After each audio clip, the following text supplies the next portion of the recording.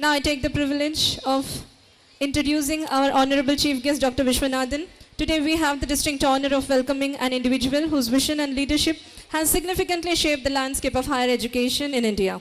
He is not only a revered academician, but also a pioneer in fostering research and development within our educational institutions. Dr. Vishwanathan has been at the helm of VIT University as its Chancellor, where he has played an instrumental role in transforming it into one of the leading universities in the country. Under his stewardship, VIT has consistently ranked among the top universities nationally and internationally, known for its commitment to quality education and cutting-edge research. His dedication to promoting technical education is evident through various initiatives aimed at enhancing student learning experiences and encouraging innovation.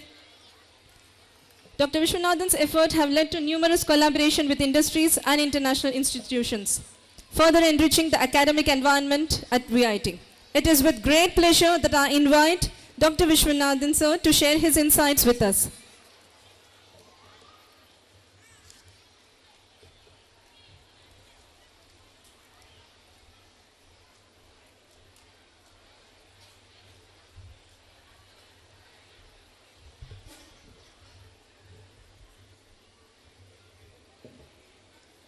அனைவருக்கும் வணக்கம்.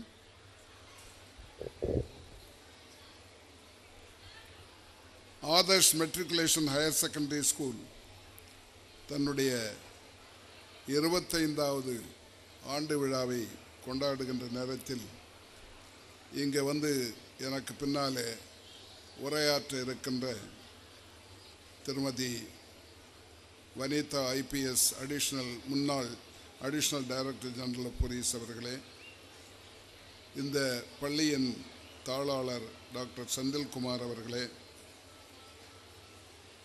இணைச் செயலாளர் திரு உதயச்சந்தர் அவர்களே, director திருமதி ஷாபனா பேகம் அவர்களே, principal Sathyakala அவர்களே, வருகை தந்துள்ள சிறப்பு அழைப்பாளர்களே, பெற்றோர்களே, மாணவ செல்வங்களே, பத்திரிகைத்துறை நண்பர்களே, அனைவருக்கும் வணக்கம்.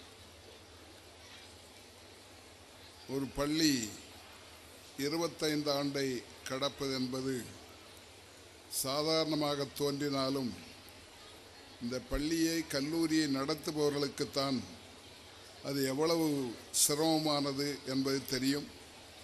இதையெல்லாம் தாண்டி இன்றைக்கு சிறப்பாக நடைபெறுகிற பள்ளியாக சுமார் 2000 பேருக்கு மேலே படிக்கிற ஒரு பள்ளியாக இந்த பெயரெடுத்து, இந்த ஊரில் ஏற்கனவே நிறைய பள்ளிகள் இருந்தாலும் அவர்களோடு போட்டி போட்டு வெற்றி பெற்றிருக்கின்ற திரு செந்தில்குமார் அவர்களுக்கு என்னுடைய வாழ்த்துக்களை நான் தெரிவித்துக் கொள்கிறேன். ஆசிரியர் பெருமக்களுக்கும் மாணவ செல்வங்களுக்கும் என்னுடைய வாழ்த்துக்களை தெரிவித்துக் கொள்கிறேன்.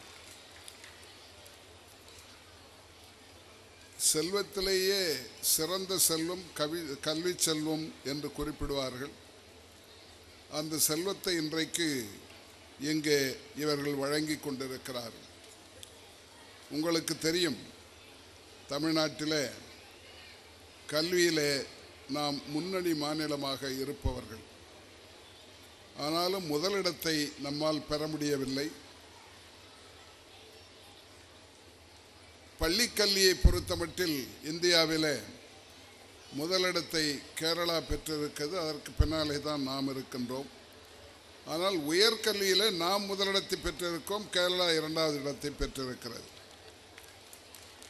உலகத்தின் நாடுகள் அத்துணை பேரும் அதிகமாக அக்கறை எடுத்துக்கொள்வது கல்வியிலே தான். எஜுகேஷன் அண்ட் ஹெல்த், இந்த 2 தான். எந்த நல்ல அரசாக இருந்தாலும் அதில் கண்ணும் கருத்துமாக இருப்பார்கள். நம்முடைய நாட்டிலும் இருக்கிறார்கள். ஆனால் அதை பெற்றோர்கள் தான் பார்த்து கொள்ள வேண்டி இருக்கிறது பெரும்பாலும். கல்வியை பொறுத்தமட்டில், பள்ளி கல்வியை பொறுத்தமட்டில் நம்முடைய மாநிலத்தில் நிறைய பள்ளிகள் இருக்கின்றன.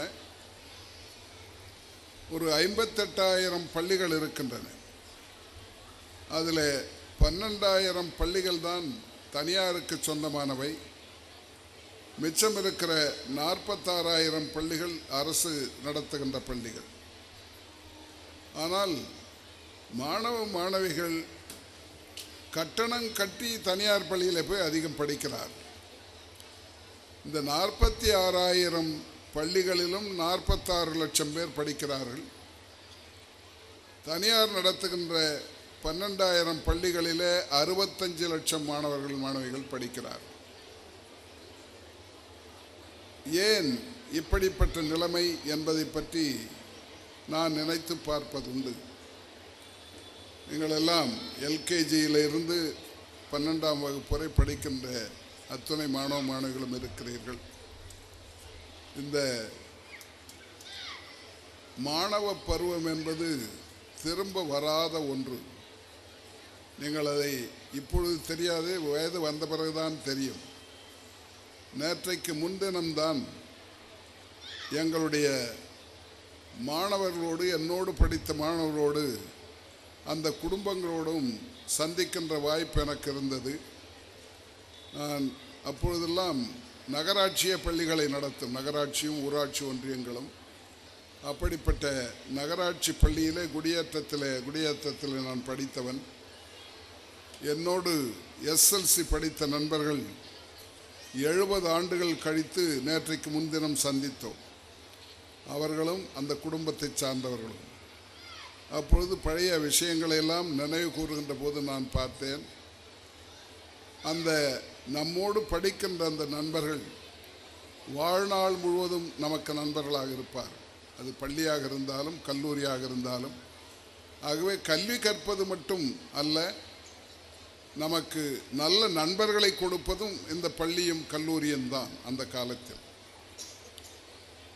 நீங்கள் எத்தனை பேர் நெருங்கி பழகுகிறீர்கள் என்று எனக்கு தெரியாது. நிச்சயமாக பின்னாலே கொஞ்சம் பேராவது உங்களோடு நெருக்கமாக இருப்பார். இந்த கல்விக்கு முக்கியத்துவம் படித்த நாடுகள், கல்வி கற்ற குடும்பங்கள் மேலே போய்விடுகின்றன. படித்த சமூகங்கள் உயர்வடைந்து விடுகின்றன.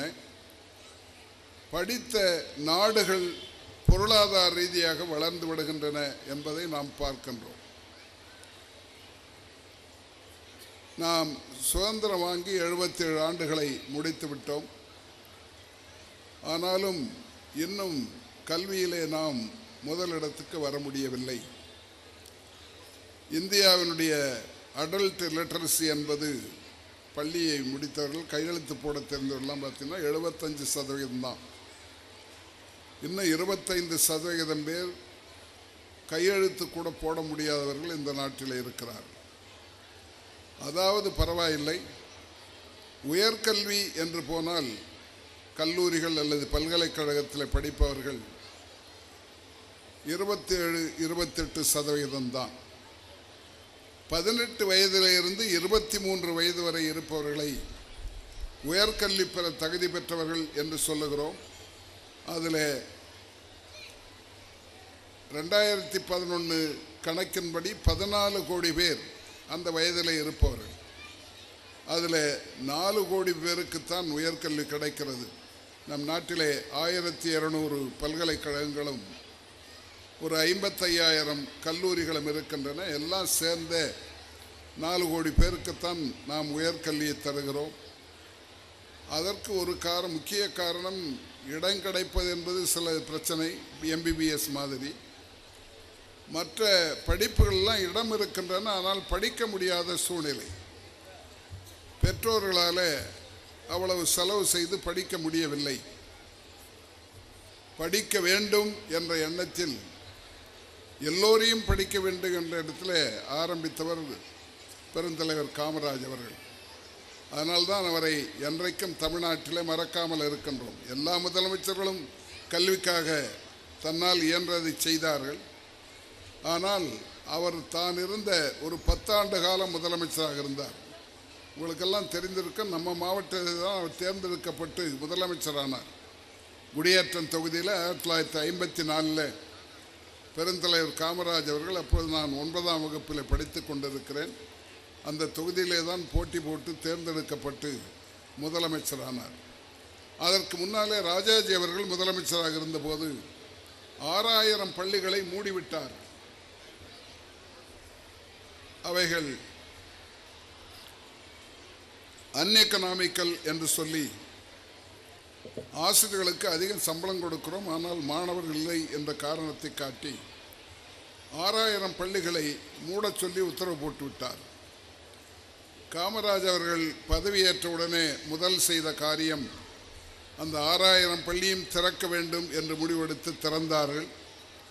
அது மட்டுமல்ல, அதற்கு பின்னாலே எல்லோரும் நீண்ட தூரம் நடந்து போய் படிக்க வேண்டியிருக்கிறது என்ற காரணத்தினாலே புதிதாக 6000 பள்ளிக்கூடங்களை திறந்தார்கள். ஆக தன்னுடைய ஆட்சியின் போது 12000 பள்ளிகளை திறந்த ஒரே முதலமைச்சர் பெருந்தலைவர் காமராஜ் அவர்கள்தான்.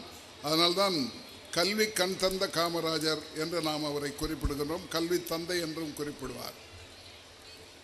அதே போல உயர்கல்வியிலே அதிகமாக நமக்கு செய்தவர் புரட்சித் தலைவர் எம்ஜிஆர் அவர்கள். அவர் காலத்திலே தான் இந்த செல்ஃப் ஃபைனான்சிங் காலேஜஸ் என்ற ஒரு தத்துவத்தை கொண்டு வந்து அரசாங்கமே எல்லாவற்றையும் செய்ய முடியவில்லை, தனியாராவது செய்யட்டும் என்று சொல்லி அதை கொண்டு வந்து முதலாக கல்லூரிகளை முதல்ல பாலிடெக்னிக் கொடுத்தார்கள். அதற்கு பிறகு கல்லூரிகள் வந்தன, என்ஜினியரிங் கல்லூரிகள் வந்தன. அப்படி அவர் காலத்தில் ஆரம்பித்து இன்றைக்கு பெரிய அளவில் அவர் கொடுத்த போது 10 கல்லூரிகளை 1984 கொடுத்தார்கள். இப்போது 450 கல்லூரிகளாக வளர்ந்திருக்கிறார்கள். ஆக கல்வியிலே இவ்வளவு தூரம் நாம் வளர்ந்து வந்தும் இன்னும் பெரிய அளவுக்கு வளர வேண்டி இருக்கிறது. அதற்கு காரணம் அரசுகள் போதுமான அளவுக்கு கல்விக்கு செலவிடுவதில்லை. ஏன் தனியார் கல்லூரிக்கு வர வேண்டும்? அரசு கல்லூரியில் படிக்க முடியாது என்றால் படிக்க முடியும், ஆனால் அங்கே அதிகம் பேரை சேர்க்க மாட்டார். உதாரணத்திற்கு சொல்ல வேண்டுமானால், நம் மாவட்டத்தில் இருக்கிற திருவள்ளுவர் பல்கலைக்கழகம் அது ஆரம்பித்து இப்பொழுது 22-23 ஆண்டுகள் ஆகிவிட்டன. இந்த ஆண்டு தான் 1000 பேர் சேர்ந்து 1000 பேர் இருக்கிறார்கள் மொத்த எண்ணிக்கை. அதற்கு காரணம், அதற்கு போதுமான அளவுக்கு பணம் பட்ஜெட்டில் ஒதுக்கப்படுவதில்லை. அதனால் அவர்களால் அதிக மாணவர்கள் எடுக்க முடியவில்லை. குறிப்பிட்ட அளவு தான் எடுக்க முடிகிறது. மற்றெல்லாம் தனியார் கல்லூரிக்கோ தனியார் பல்கலைக்கழகத்துக்கோ போக வேண்டியிருக்கிறது. அது பெற்றோர்களை நம்பித்தான் இருக்கிறது. ஆக இன்றைக்கு உயர்கல்வி என்பதே பெற்றோர்களை நம்பி இருக்கிறது. தனியார் கல்லூரியும் தனியார் பள்ளிகளும் அதே நிலைமைக்கு வந்துவிட்டன. இன்னும் அந்த அளவுக்கு மோசமாகவில்லை. ஒரு நான் சொன்ன மாதிரி 46 லட்சம் பேர் அரசு பள்ளிகளையும் 65 லட்சம் பேர் தனியார் பள்ளியிலையும் தமிழ்நாட்டில் மட்டும் படித்து கொண்டிருக்கிறார். தனியார் பள்ளியில் படித்தால் கட்டணம் கட்ட வேண்டும். இதற்கு அரசாங்கத்தின் உதவி இல்லை. ஏதாவது செய்ய வேண்டும் என்று நீண்ட நாட்களாக கோரிக்கை வைத்து கொண்டிருக்கிறோம். ஏழை மாணவர்களும் தாங்கள் விரும்பிய இடத்திலே படிப்பதற்கு நடவடிக்கை எடுக்க வேண்டும். வளர்ந்த நாடுகளிலே இதற்கு ஒரு வழி இருக்கிறது. வவுச்சர் சிஸ்டம் என்று பெயர் அதற்கு. அவர்கள் அந்த குழந்தை இடத்திலே மாணவனிடத்திலோ ஒரு வவுச்சரை கொடுத்து விடுவார்கள். அவர்கள் எந்த பள்ளியை வேண்டுமானாலும் தேர்ந்தெடுத்து அந்த வவுச்சரை கொடுத்து அங்கே சேர்ந்து கொள்ள முடியும். உலகத்தின் ஒரு 40-50 நாடுகளில் உயர்கல்வி வரை இலவச கல்வி அளிக்கப்படுகிறது. ஒன்று கல்வி மொத்தமாக கொடுப்பார்கள், இல்லையானால் வட்டியில்லா கடன் கொடுத்து பின்னாலே கட்டச் சொல்லுவார்கள். 2 விதமாகவும் செலவில்லாமல், பெற்றோருக்கு செலவில்லாமல் படிக்கக்கூடிய வாய்ப்பை ஒரு 50 நாடுகள் உலகத்தில் ஏற்படுத்தியிருக்கின்றன. நாம் அதை பார்த்து ஏதாவது செய்ய வேண்டும் என்று நான் விரும்புகிறேன். இந்திய அரசும் அதில் அது மாதிரி மற்ற நாடுகள் மாதிரி செய்ய முடியும். சில நாடுகள்லாம் நீங்கள் ஜெர்மனி, பிரான்ஸ், நார்வே, ஸ்வீடன் போன்ற நாடுகளுக்கு போனால் வெளிநாட்டு மாணவர்களுக்கு கூட இலவச கல்வியை கொடுக்கிற சூழ்நிலை இருக்கிறது. நம்மால் அதை செய்ய முடியாது. நம் நாட்டில் பிறந்து வளர்ந்தவர்களுக்கே இன்னும் கல்வியை கொடுக்காமல் இருக்கிறோம். அதையும் கொடுக்க வேண்டும். ஏனென்றால் கல்வி ஒன்றுதான் நம்மை உயர்த்தக்கூடியது. அதற்கு உதாரணத்தை சொல்ல வேண்டுமானால், நாங்கள் ஸ்டார்ஸ் என்ற ஒரு திட்டத்தை வைத்திருக்கிறோம். Support the advancement of rural students. கிராமப்புற மாணவர்கள், அரசு பள்ளியில் படிக்கின்ற கிராமப்புற மாணவர்களை ஊக்குவிப்பதற்காக ஒரு திட்டம் அது. ஒவ்வொரு ஆண்டும் ஒவ்வொரு மாவட்டத்திலேயும் முதலிடம் பெறுகின்ற ஒரு மாணவனையும் மாணவியையும் தேர்ந்தெடுத்து அவர்கள் எந்த வகுப்பை விரும்புகிறார்களோ அது என்ட்ரன்ஸ் எழுதாமலேயே, நுழைவுத் தேர்வு எழுதாமலேயே அவர்களுக்கு அட்மிஷன் கொடுக்கிறோம். அவர்கள் 4 ஆண்டுகள் அவர்களுக்கு கல்வி, தங்குமிடம், சாப்பாடு எல்லாமே இலவசமாக கொடுத்து வேலை வாங்கி கொடுத்து விடுகிறோம். இதுவரையிலே 1000 பேர் அதில் பயனடைந்திருக்கிறார்கள் தமிழ்நாட்டின் எல்லா மாவட்டத்திலிருந்து. நான் அப்படி முடித்தவுடைய அவருடைய ரிப்போர்ட்டை நான் பார்த்தேன். எவ்வளவு பேர் சேர்ந்தார்கள், எவ்வளவு இப்பொழுது எங்கே சேர்ந்திருக்கிறார்கள், என்ன செய்கிறார்கள் என்று. அதில் நான் கண்டுபிடித்தது, அவர்கள் சேரும் பொழுது அந்த பையனோ பெண்ணுக்கோ வீட்டு வருமானம் அப்பா சம்பாதிப்பது பெரும்பாலும் ரூபாய் 5000 10,000 தான் மாத வருமானம். ஆனால் இந்த பையன் வேலைக்கு போகும்போது இந்த மாணவன் அவங்க அப்பா சம்பாதித்தை போல 10 to 20 மடங்கு சம்பாதிக்கிறான். அவனுக்கு வேலை கிடைக்கிறது. 50,000 1 லட்சம் ரூபாய் வரை மாத சம்பளம் கிடைக்கிறது. அது கல்வியால் தான் முடிகிறது. ஆக வீடு உயர்வதற்கு அது வழியாக இருக்கிறது. நாடு எப்படி உயரும் என்பதற்கு நான் உங்களுக்கு சொல்ல விரும்புவது, இந்த நாட்டில் நாம் பின்தங்கி இருந்தாலும் கொஞ்சம் பேர் வெளிநாட்டுக்கு போகிறோம். எங்களுடைய மாணவர்களே 10,000 பேர் இப்பொழுது அமெரிக்காவில் இருக்கிறார். 84 நாடுகளில் விஐடியில் படித்த முன்னாள் மாணவர்கள் இருக்கிறார்கள். வேலை வாய்ப்பு என்பது பிரச்சனையே அல்ல. ஒன்றே ஒன்று, அதற்கு நாம் தயாராக வேண்டும். அப்படி வெளிநாட்டுக்கு போனவர்கள் அவர்கள் சம்பாதித்த பணத்தை செலவு போக மிச்சத்தை ஊருக்கு அனுப்புகிறார். அப்பா அம்மாவுக்கோ ஏதாவது சொந்தக்காரருக்கோ அனுப்பி வைப்பார். அப்படி வருகின்ற பணத்தை ஆங்கிலத்தில் ரெமிட்டன்ஸ் என்று சொல்லுகிறோம். உலகத்திலேயே ரெமிட்டன்ஸில் அதிக பணம் வருவது இந்தியாவுக்குத்தான். 2024 11 லட்சம் கோடி ரூபாய் அயல் நாடுகளிலிருந்து இந்தியாவுக்கு அந்நிய செலாவணி வந்திருக்கிறது. இது அரசாங்கத்துக்கு எவ்வளவு பெரிய மகிழ்ச்சியான செய்தி. நமக்கு அந்நிய செலாவணி கிடைக்காத காலத்தில் இங்கே இருந்து போய் படித்து விட்டு படித்து வேலையில் இருப்பவர்களை அனுப்புகின்ற பணமே 11 லட்சம் கோடி. ஆக நாட்டுக்கும் இது பயன்படுகிறது. வீடும் உயரும், நாடும் உயரும். உயர்கல்வி எல்லோருக்கும் கொடுத்தார். இந்த 28% நாம் 11 லட்சம் கோடி வந்தால், இப்பொழுது புதிய கல்விக் கொள்கையில் இந்த 28% 50 மாற்ற வேண்டும் என்று சொல்லியிருக்கிறார். வளர்ந்த நாடுகளெல்லாம் இது 60% 100% வரை இருக்கிறது. 100% சொல்லுகிற நாடுகள் தென்கொரியாவும் ஆஸ்திரேலியாவும் 100க்கு 100 பேருக்கு உயர்கல்வி கிடைப்பதாக சொல்லுகிறார்கள். அப்படி இல்லை என்றாலும் 50% வளர்ந்தாலே இதை போல பல மடங்கு நம்மால் உயர முடியும். நம்முடைய வருமானம் குறைவாக இருப்பதற்கு ஒரு காரணம், பொதுவாக எல்லாம் சொல்வார்கள் இந்தியா வேகமாக வளர்கிறது என்று. உண்மைதான். நாம் இப்பொழுது உலகத்தினுடைய 5வது இடத்துல இருக்கிறோம். முதலிடத்தில் அமெரிக்கா, 2வது இடத்தில் சீனா, 3வது இடத்தில் ஜெர்மனி, 4வது இடத்தில் ஜப்பான், நாம் 5வது இடத்தில் இருக்கிறோம். அதற்கு டோட்டல் எக்கானமி, ஜிடிபி என்று ஆங்கிலத்தில் குறிப்பிடுகின்றோம். மொத்த வருவாயில் உலகத்தினுடைய நாடுகளில் 193 நாடுகளில் நாம் 5வது இடத்தில் இருக்கிறோம். ஆனால் அது மட்டும் போதாது, தனிநபர் வருமானத்தை பார்க்க வேண்டும். Per capita income. இது கொஞ்சம் கடினமாக இருந்தாலும் உங்களுக்கு பின்னாலே பயன்படும் இந்த செய்திகள் எல்லாம்.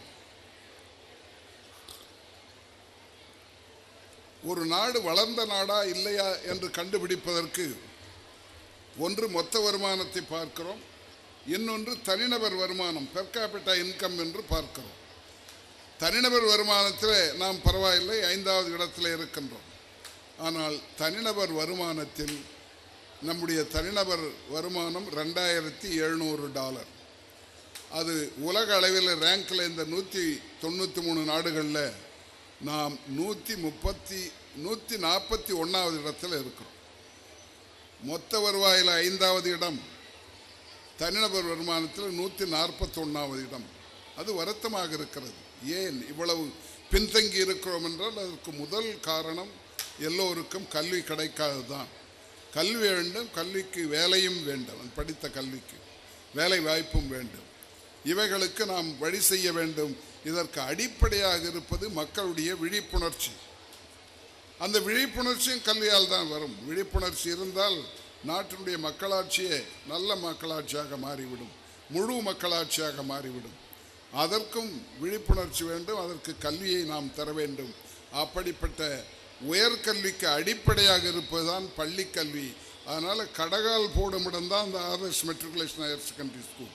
இங்கே நல்லா கடகால் போட்டால் அதுக்கு மேலே இருக்கிற கல்லூரிகள், பல்கலைக்கழகங்கள்லாம் சிறப்பாக வரும், அவருடைய வாழ்க்கையே மேலே போய்விடும். அதனால் வந்திருக்கிற பெற்றோர்களை நான் வேண்டி விரும்பி கேட்டுக்கொள்வது, யாரையும் பள்ளியோடு நிறுத்த விடாமல் உயர்கல்விக்கு அனுப்ப வேண்டும்.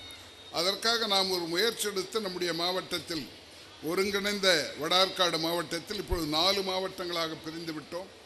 ஆனாலும் இந்த 4 மாவட்டமும் சேர்ந்து ஒரு திட்டத்தை நிறைவேற்றுகிறோம். அதற்கு பெயர் அனைவருக்கும் உயர்கல்வி திட்டம், அனைவருக்கும் உயர்கல்வி அறக்கட்டளை என்று ஒன்றை துவக்கி, அதில் யாரும் படிக்காமல் நின்றுவிடக்கூடாது, ஆணாக இருந்தாலும் பெண்ணாக இருந்தாலும் அவ்வளவு பேரும் படிக்க வேண்டும் என்பதற்காக முயற்சி எடுத்து இதுவரை 10,000 பேருக்கு கல்வி உதவித்தொகை வழங்கி இருக்கிறோம். இந்த அறக்கட்டளையிலிருந்து அதில் 2/3 பங்குக்கு மேலே மாணவிகள் பெண்கள் படிக்க ஆரம்பித்து விட்டார்கள். உங்களுக்கு தெரியும், ஒரு காலத்தில் பையனை மட்டும் ஸ்கூலுக்கு அனுப்புவாங்க, பொண்ணை அனுப்ப மாட்டாங்க. அப்படியே அனுப்பிச்சாலும் 5ஆவதுக்கு மேலே படிக்க வைக்க மாட்டாங்க. இதெல்லாம் இன்றைக்கு மாறி அவர்களும் படிக்க ஆரம்பித்து விட்டார்கள். ஆகவே பெண் கல்விக்கும் முக்கியத்துவம் தந்து இதை செய்து கொண்டிருக்கின்றோம். இதில் எல்லோரும் பங்கேற்க வேண்டும் என்று நான் விரும்புகிறேன். ஒரு ஆண்டொன்றுக்கு ஒரு 1.5 கோடி ரூபாய் இப்பொழுது செலவழிக்கிறோம். அநேகமாக அது 2 கோடியாக மாறப்போகிறது. அதை நான் உங்களுக்கு சொல்ல விரும்புவதற்கு காரணம், இங்கே இப்பொழுதுதான் நம்ம செந்தில்குமார் சொன்னார், இங்கே 100 ஆசிரியர்களுக்கு மேலே இருக்கிறார்கள், எல்லோருமே ஆசிரியர்கள் தான், பெண்கள் தான் என்று சொன்னார்கள். மிகுந்த மகிழ்ச்சியாக இருந்தது. அந்த அளவுக்கு இங்கே படிக்க ஆரம்பித்து விட்டார். இந்த அனைவருக்கும் உயர்கல்வி அறக்கட்டளைக்கு பணம் திரட்டும் போது ஒரு பெரிய தொகை ஆசிரியரிடமிருந்தான் எனக்கு கொடுக்கப்படுகிறது. என்னுடைய பிறந்த நாள் அன்று எங்களுடைய விஐடி பல்கலைக்கழகத்தில் 2000 ஆசிரியர்கள் வேலை பார்க்கிறார். அவர்கள் தங்கள் ஒரு நாள் சம்பளத்தை கொடுக்கிறார். 365 நாளில் 364 நாள் அவங்க வச்சுட்டு ஒரு நாள் சம்பளத்தை இதற்கு கொடுக்கிறார்கள். இந்த ஆண்டு அதுவே 94 லட்சம் ரூபாய் வந்தது. அந்த அறக்கட்டளைக்கு நான் கொடுத்து விட்டேன், மிச்சம் வெளியிலே வசூல் செய்து கொடுக்கிறோம். அது மாதிரி எல்லோருமே பங்கேற்றால் இந்த நாட்டில் ஏழைகளே இல்லாமல் செய்துவிட முடியும். எல்லோருக்கும் கல்வியை கொடுத்தால் இல்லாமல் போய்விடும் வறுமை. வறுமையை விரட்டுவதற்கு இருக்கிற ஒரே கருவி கல்விதான். அதை நம்முடைய மக்களுக்கு நாம் கொடுக்க வேண்டும். இந்தியாவிலேயே முன்மாதிரியாக நம்முடைய மாவட்டத்தை செய்ய வேண்டும் என்று நடவடிக்கை எடுத்து வருவோம். வாணியம்பாடி பகுதியில் இருக்கிற நீங்கள் அனைவரும் அதில் பங்கேற்க வேண்டும்.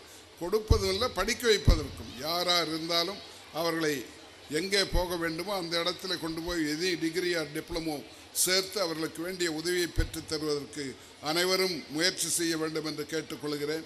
இந்த பள்ளி 25 ஆண்டுகளை கடந்திருக்கிறது. நான் ஒரு 10 வருஷத்துக்கு முன்னாலே இங்கே வந்திருந்தேன். அப்பொழுது நான் வந்தபோது 10ஆம் வகுப்பிலையும் 12ஆம் வகுப்பிலையும் படிக்கின்ற மாணவர்களுக்கு விஐடியின் சார்பாக தங்கப்பதக்கம் வழங்கப்படும் என்று சொல்லி பணத்தை அனுப்பினேன். ஆனால் இங்கே அந்த பணத்தை அப்படியே கொடுத்து விட்டார். நாங்கள் சொல்வது, அந்த பணத்தை வாங்கி வங்கியில் போட்டு அதில் வருகின்ற பணத்தை வட்டியை வைத்து ஆண்டுதோறும் அவர்களுக்கு பதக்கம் கொடுக்க வேண்டும் என்பதை இன்றைக்கும் சொல்லி அதற்கு வேண்டிய ஏற்பாடுகளை நான் பணத்தை அனுப்புவேன்.